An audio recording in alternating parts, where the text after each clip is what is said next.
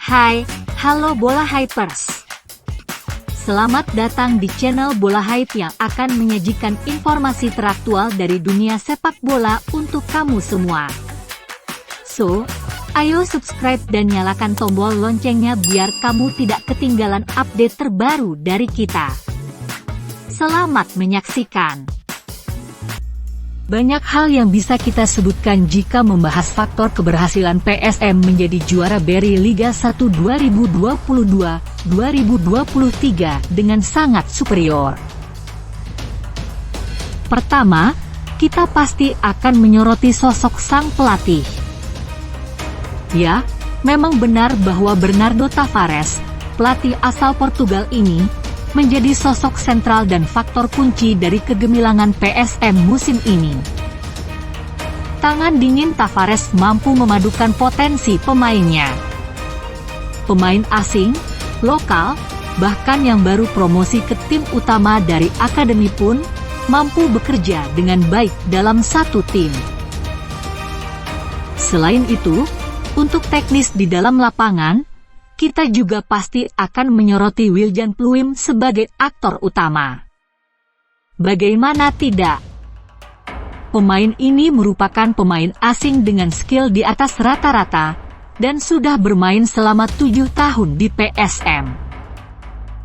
Pluim juga merupakan leader, dengan ban kapten melingkar di lengannya. Pun juga skema permainan PSM memang mengandalkan peran dia sebagai creator serangan. Namun, di balik itu semua, ada faktor lain yang tidak bisa kita kesampingkan begitu saja. Dan tentunya hal ini harus mampu dijadikan pelajaran bagi setiap klub profesional yang ada di Indonesia, terutama yang berlaga di kompetisi Liga 1. Ya, apalagi kalau bukan Akademi PSM. Seperti kita ketahui, dengan aktivitas transfer PSM yang minim di awal musim, Tavares kemudian mengambil keputusan yang bisa dibilang nekat. Pelatih ini kemudian meminta beberapa pemain dari Akademi PSM untuk dipromosikan ke tim utama. Dan hasilnya, seperti yang kita lihat saat ini, para pemain itu mampu tampil baik setiap diberi kepercayaan untuk bermain. Akademi PSM Makassar dibentuk pada tahun 2016 dan bermarkas di Mamuju, Sulawesi Barat. Sesuatu fakta menarik, mengingat bahwa PSM adalah klub asal Sulawesi Selatan. Ya, meskipun wilayah Sulawesi Barat merupakan wilayah pemekaran, yang memang awalnya bagian dari Provinsi Sulawesi Selatan. Menurut Munafri Arifudin, yang biasa disapa Api, yang kala itu masih menjabat sebagai CEO PSM Makassar, alasan Mamuju dipilih sebagai home base Akademi PSM, karena fasilitas infrastruktur yang menunjang untuk pembinaan usia dini. Namun alasan lain yang utama adalah sang direktur Akademi PSM itu sendiri, Febrianto Wijaya. Sosok ini adalah mantan pemain PSM Makassar, yang juga dulunya dibina oleh PSM Junior sebelum format dan manajemen Akademi Modern, saat ini yang dipimpinnya. Febrianto saat ini adalah seorang legislator di DPRD Mamuju, sejak periode 2014 hingga 2019, dan 2019 hingga 2024. Beliau mengambil keputusan mengejutkan. Ketika tahun 2013, memilih untuk gantung sepatu, di usia produktif yaitu 23 tahun, dan kemudian terjun ke dunia politik. Di tengah kesibukannya, sebagai anggota dewan, ia terus menjalankan passionnya di dunia sepak bola, dengan mendirikan sekolah sepak bola, bernama Mitra Manakara, di Mamuju. Seolah ingin menebus mimpinya yang telah punah, ia bertekad untuk terus berkontribusi, menciptakan talenta sepak bola muda, untuk Indonesia dan PSM pada khususnya. Dari SSB Mitra Manakara ini, Akademi Masa Depan PSM saat ini. Setelah bekerja sama dengan Munafri Arifuddin, dan kemudian Febrianto Wijaya, dipercaya menjadi Direktur Akademi PSM Makassar. Tak lama kemudian, PSM Makassar Academy menjadi tim yang disegani di level Elite Pro Academy. Sama seperti tim senior di Liga 1. Pada kompetisi EPA 2021, tim PSM U16 berhasil meraih juara, dan menobatkan Adit Wijaya Putra sebagai top skor dan Arjuna Triwahyudi sebagai pemain terbaik.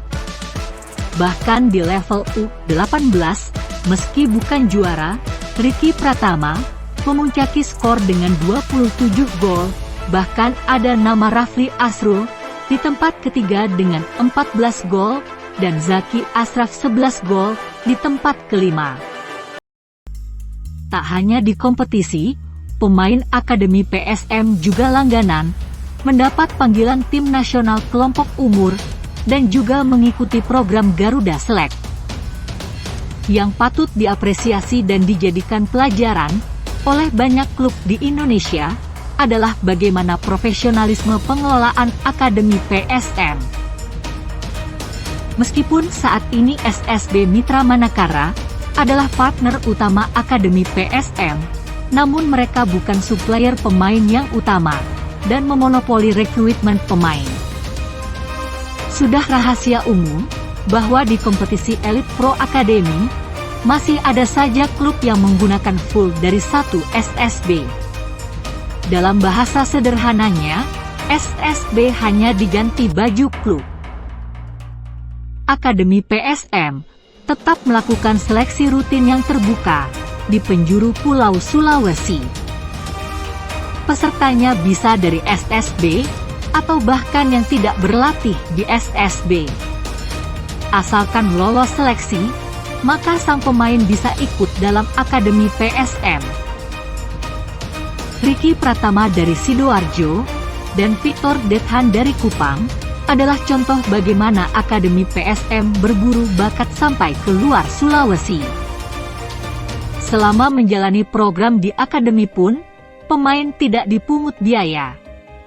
Jadi jika di SSB pemain masih ada iuran, maka ketika dia masuk Akademi PSM, akan dibebaskan dari biaya.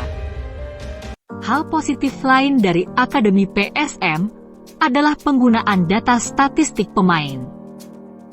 Ada hal menarik terjadi ketika Febrianto pertama kali meeting dengan Coach Bernardo Tavares. Karena waktu meeting yang singkat, hanya sekitar 15 menit, jadi Bernardo Tavares berbicara to the point meminta 5 nama pemain terbaik dari Akademi. Beruntunglah, Akademi PSM punya data statistik performa pemain, sehingga dengan segera bisa memutuskan 5 nama itu berdasarkan data performa mereka. Kelima talenta tersebut adalah Ananda Raihan, Victor Dethan, Ricky Pratama, Zaki Asraf, dan Mufli Hidayat.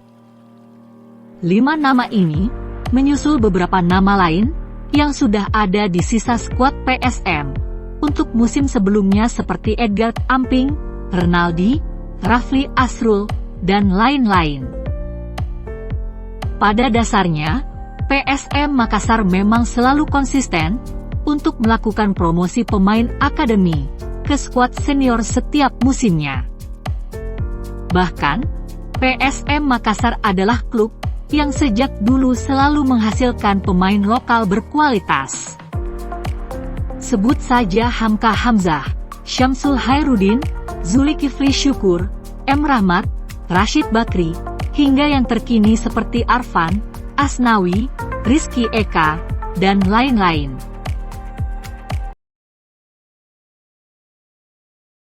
Jadi, dari PSM sendiri, kebijakan klub memang sudah menunjang untuk perkembangan talenta muda lokal, tinggal kemudian kebijakan pelatihlah untuk memilih memberikan kepercayaan terhadap pemain muda itu atau tidak.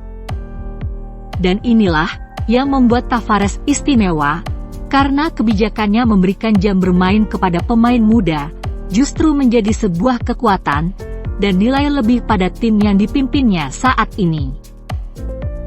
Di Liga 1 sendiri, sebenarnya ada 2 tim lain, di luar PSM, yaitu Persija Jakarta dan Persebaya Surabaya, yang juga menggunakan pemain-pemain muda pada tim mereka dan hasilnya juga bagus. Persija saat ini ada di posisi 3 klasemen, dan Persebaya ada di posisi 8 klasemen.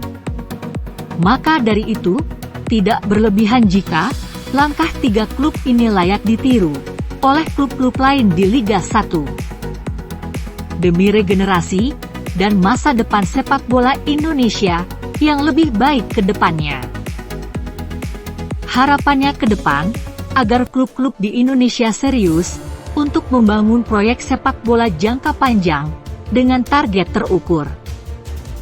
Jangan lagi seperti sebelumnya, yang terlihat ambisius untuk juara, dengan jor-joran melakukan transfer pemain fantastis, namun kemudian kesulitan untuk membangun harmoni dalam tim yang penuh pemain bintang. Yang pada akhirnya juga sulit untuk juara, karena tak mampu tampil konsisten. Harapan kita juga, semoga kepengurusan PSSI yang baru bisa membenahi ekosistem sepak bola usia dini dan usia muda dengan kompetisi reguler, sehingga para pemain muda bisa mendapatkan banyak pengalaman bertanding, dan kemudian bisa menjadi sinergi untuk klub-klub profesional dalam merekrut pemain-pemain muda tersebut. Bagaimana menurut Bola Hypers? Silahkan memberi komentar di kolom komentar.